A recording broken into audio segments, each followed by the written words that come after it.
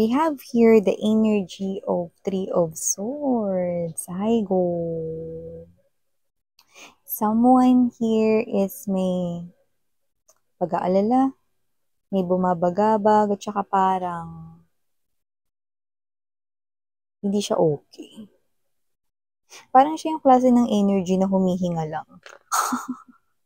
Ganong klase ng energy. Problemado siya.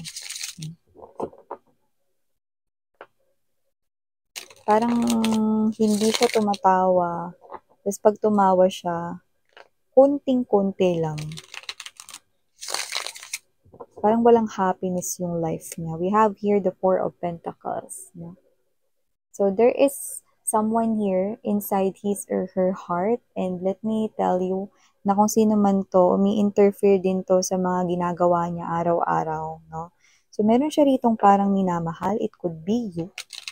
At posibleng naiisip niya rin kayo rito kahit nasa trabaho siya. No? But with the Three of Swords, parang may mali. No? Tsaka, parang feeling ko, humihinga na lang siya rito. Kahit buhay naman siya. No? Yan.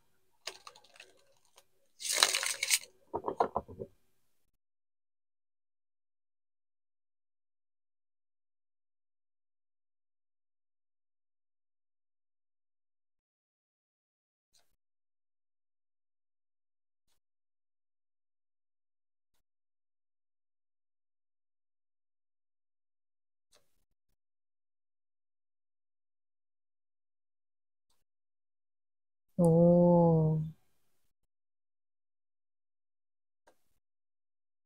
Very strong Seven of Coins to the Strength card, ha? Heart or center of the reading, this person's stress. Hindi makatulog sa gabi ng maayos at posibleng madaling araw na siya nakakatulog. You know? Okay? So, kung sino man tong energy na to, no, alam mo ito may pinakamalungkot, no, na buwan na nakita ko sa lahat ng mga deck. Tignan mo yung buwan. Yan. Kasi kapag ka-oras ng pahinga niya, wala na siya masyadong ginagawa ng mga trabaho or ano man ng mga gawain, no? Dito mas kalmado yung isip niya. Mas nagagambala siya ng mga isipin niya rito, no? Involving you guys, no? So there's something here about you and you are appearing here as the issue, and I'm gonna tell you why. Queen of Swords to the Page of Cups, no? Maya-maya lamang, no? So, ilatag muna natin lahat ng mga nandito. See, told you guys, no? Yung time is 4 of Swords to the 9 of Swords, no? Usually at night time or wala talaga na siyang ginagawa, pahinga mode na, ganun, no? Okay.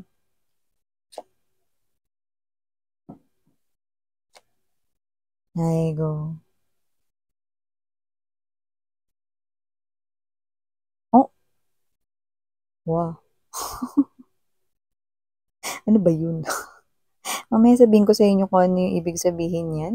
Five of Cups, Hermit energy, and the Seven of Swords energy. Ano ba yun, guys?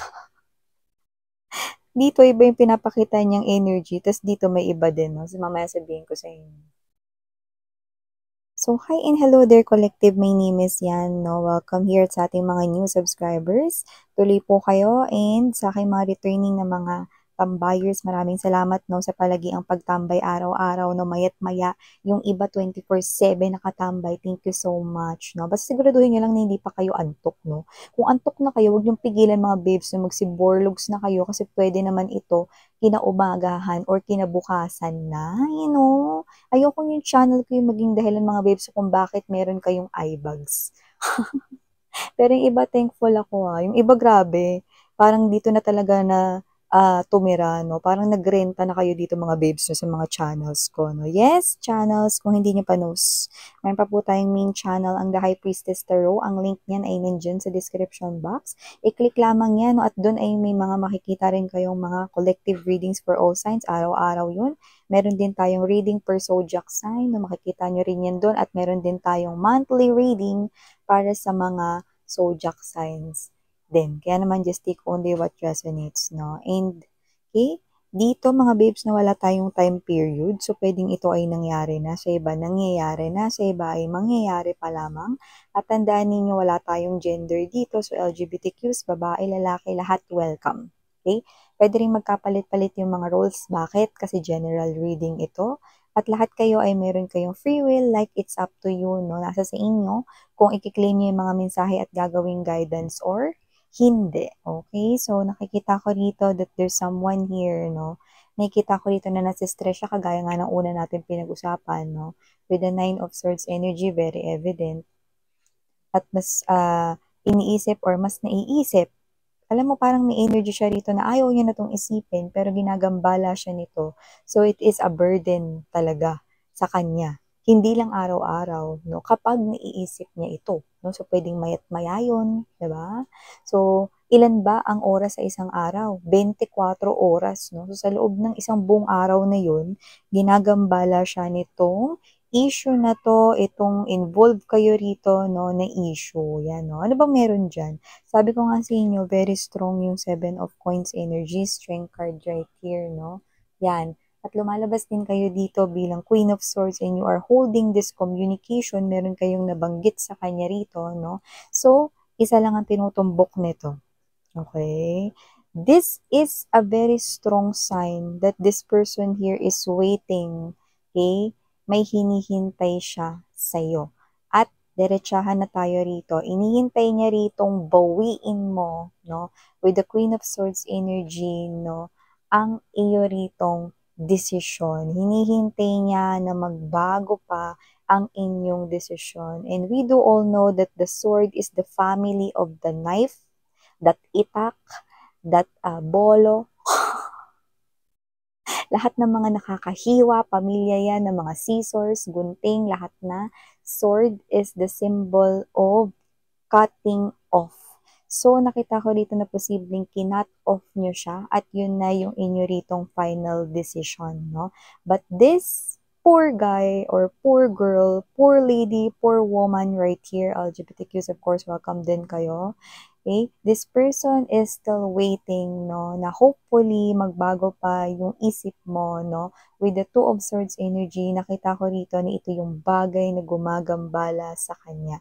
So nakikita ko na kahit na yung mga maliliit na bagay, no, hindi niya napapansin, no, kahit yung pag nakapanood siya ng comedy movie, series, no, hindi siya natatawa agad, no, walang dating mga babes, no, kasi dito siya nakafocus sa problema niya sa inyo. Yan, no, pero syempre, wala na kayo dun. Kasi problema niya na yun, di ba? Kasi nakita ko dito na parang ito na yung final decision ninyo with with the seven of coins energy na hinihintay nga niya, no? Pero kasi lumabas kayo bilang Queen of Swords, so ibig sabihin talagang ano na, firm na, no? Yung inyo ritong desisyon na ito na yun, hindi na to mababago, no? So, tingin ko, nagkaroon na kayo ng pag-uusap and you ended, okay, ang inyo ritong conversation, no, with cutting off dito sa inyong ex-person, no. Parang sinabi ninyo na, hindi na, ayoko na, baka ulitin mo na naman yung mga ginawa mo, yan, no. Ayoko na, huwag mo na sana akong gambalain, pwede tantanan mo na ako, yan, no. Sana magkaroon ka na rin ng sariling buhay mo, blah, blah, blah. So, talagang parang pinalayo nyo na siya rito, no. So, yung mga words ninyo, lahat yun, ang direksyon ay iisa lang, no? Ang lubayan niya na kayo. At yun nga yung mga bagay na nagpapastress sa kanya ngayon, no? Kasi nag-create na talaga kayo rito ng pagiging close off, ng blinak nyo na talaga siya rito, no? Pwedeng sa mga social media, sa SIM card na rin, no? Sa contact list ninyo, sa inyong mga emails, no? Yan, no? So, nakikita ko rito that this person right here is someone na yun yung pinakatututukan niya ngayon, no? However, nakita ko rito, pwedeng yung iba alam nyo to, pwedeng yung iba hindi rin, no?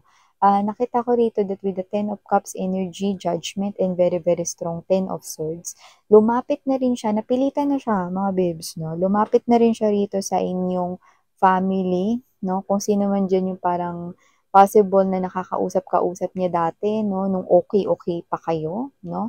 Pwedeng kinausap niya na rin yan, pwedeng family member or kamag-anak ninyo, no? Na pwedeng ka-vibe niya dati, no?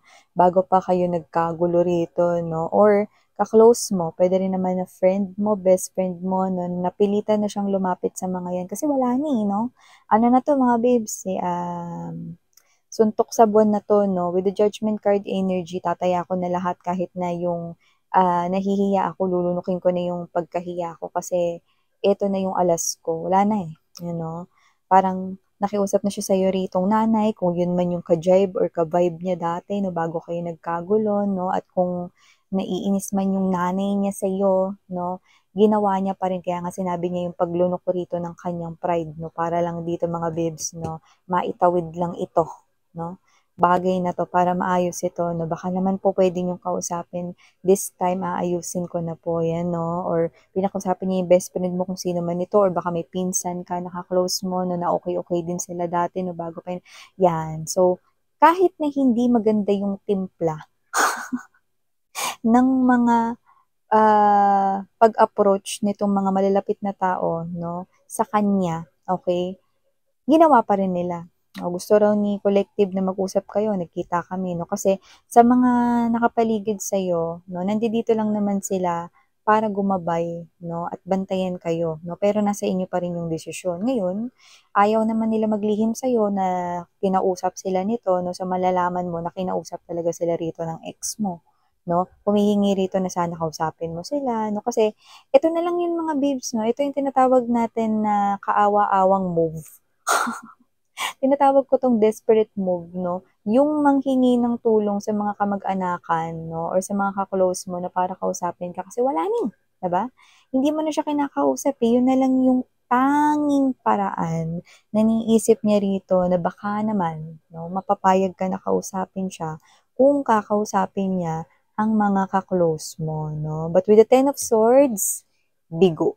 Ayan, no? With the Ten of Swords energy, bigo ang ex mo rito, no, na makipag-usap ka sa kanya kahit na pinadaan niya pa ito sa mga malalapit sa iyong wife. Yan, no? Kasi nga, lumalabas kayo bilang Queen of Swords. Tinan mo yung pagkakahawak mo ng espada, mga babes, no? Napaka-diretso. Yan, no? At napaka-aliwalas ng face mo. Parang simula nang kinatok mo siya sa buhay mo, para kang nakasinghot ng fresh air.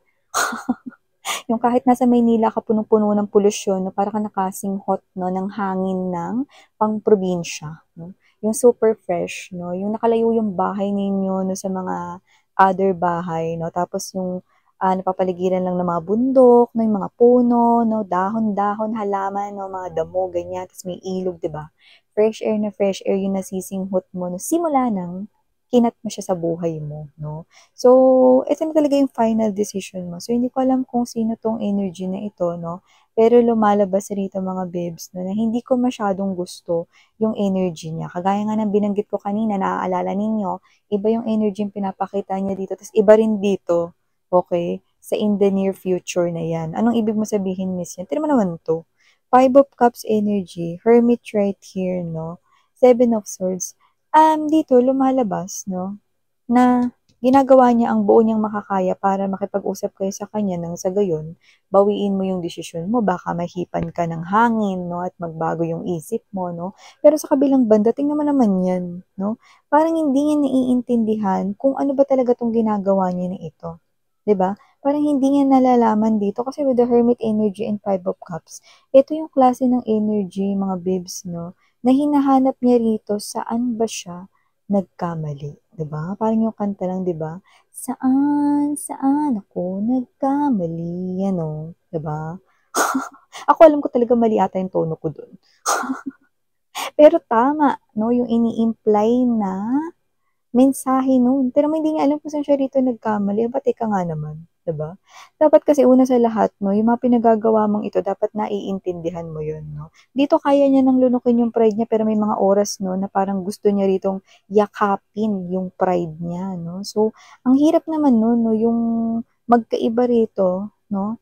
Yung pinapakitang energy, no? Kasi pagka ganito, para siyang nasa siso, 'di ba? Kasi dito, dapat nalalaman mo kung ano yung pagkakamali mo nang maitama mo yun. Pero dito hinahanap niya, no, yung pagkakamali niya. So, hindi niya naiintindihan talaga yung mali niya rito at kung gaano kabigat ang extent.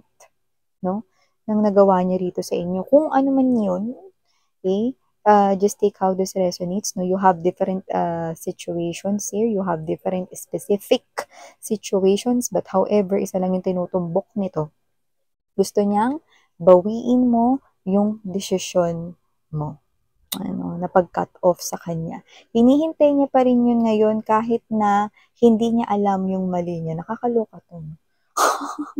Hindi niya alam yung mali niya o hindi niya alam kung gaano kabigat yung mali niya, mga babes, 'no? Kasi kahit nasa pinakagatuldok ng pagkakamali, ano yun? Mali pa rin yun, 'di ba? Kahit tuldok, malaking tuldok, 'no, sumunod na tuldok, 'no, wala.